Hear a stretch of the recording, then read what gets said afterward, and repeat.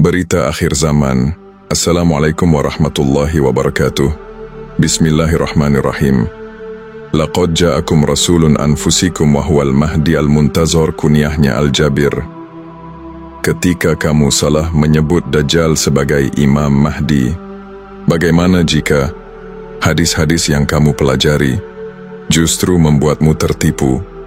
Bagaimana jika kamu tumbuh dengan keyakinan yang membuatmu menyambut Dajjal dengan tangan terbuka dan menolak Imam Mahdi yang datang dengan membawa Al-Quran? Bagaimana jika di akhir zaman kamu memanggil Imam Mahdi sebagai Dajjal dan kamu memanggil Dajjal sebagai Imam Mahdi? Kamu katakan, lihat itu, dia bisa menyembuhkan orang buta, dia bisa menghidupkan orang mati. Itu pasti Al-Masih Isa.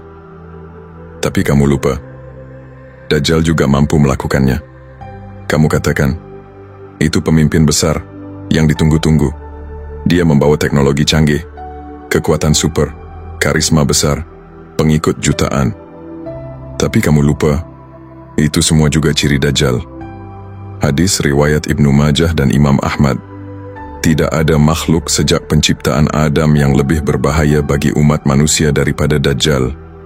Lalu kamu lihat seseorang datang, sederhana, membawa Al-Quran, tidak menampilkan keajaiban, hanya menyampaikan ayat demi ayat, menyeru kepada iman, sabar dalam dakwah, dan kamu katakan, itu bukan Imam Mahdi, itu hanya manusia biasa.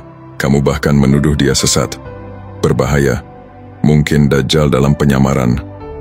Ternyata kamu terbalik. Al-Quran Surat Al-An'am ayat 112. Dan demikianlah kami jadikan bagi setiap nabi itu musuh dari kalangan setan, manusia dan jin, yang saling membisikkan kata-kata indah untuk menipu. Jika Tuhanmu menghendaki, mereka tidak akan melakukannya. Maka biarkanlah mereka dan apa yang mereka ada-adakan. Dajjal tak datang dengan tanduk merah atau wajah seram. Dia datang dengan pesona, dengan mukjizat palsu, dengan narasi keajaiban. Dan kamu akan berkata, ini pasti dia, ini pasti sang juru selamat. Kamu lupa bahwa Nabi Muhammad telah bersabda, hadis riwayat Muslim dan Tirmidzi, di antara fitnah terbesar Dajjal adalah ia akan memotong tubuh seseorang, lalu menghidupkannya kembali, dan orang-orang akan terpesona, lalu mengikutinya. Sementara Imam Mahdi datang dari keturunan Nabi, menyeru kepada salat, sabar, dan Al-Quran. Namun karena dia tidak sesuai ekspektasimu, kamu berkata, dia bukan Imam Mahdi, dia Dajjal. Betapa mudahnya tertipu oleh tafsir yang kau pelajari tanpa pemahaman rohani. Quran Surat Al-Baqarah ayat 170. Dan apabila dikatakan kepada mereka, ikutilah apa yang diturunkan Allah, mereka menjawab, tidak, kami mengikuti apa yang kami dapati dari nenek moyang kami. Apakah mereka akan tetap begitu, meskipun nenek moyang mereka tidak mengerti apapun dan tidak mendapat petunjuk? Kamu menolak Imam Mahdi karena kamu terlalu sibuk mencocokkan nama dan gelar. Kamu menyambut Dajjal karena kamu terlalu mudah terpukau oleh teknologi, kekuatan, dan wibawa. Padahal, Isa dan Dajjal memiliki kemampuan yang sama, tapi beda sumber kekuatan. Isa dibekali wahyu dari langit, Dajjal dibantu oleh iblis dan fitnah dunia. Hadis riwayat Abu Dawud dan Ahmad. Sesungguhnya Dajjal akan muncul dan bersamanya ada air dan api. Apa yang tampak sebagai air adalah api yang membakar, dan apa yang tampak sebagai api adalah air yang menyegarkan.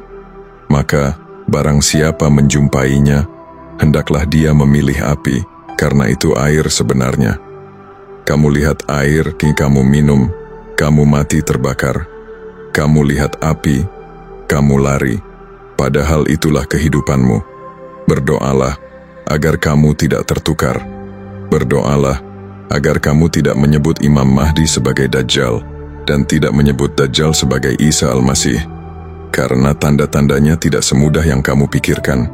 Karena kebenaran bukan sekadar siapa yang lebih kuat, tetapi siapa yang membawa wahyu, siapa yang berdiri dengan Al-Quran, dan siapa yang berpegang kepada Allah bukan kepada tepuk tangan dunia. Waalaikumsalam warahmatullahi wabarakatuh.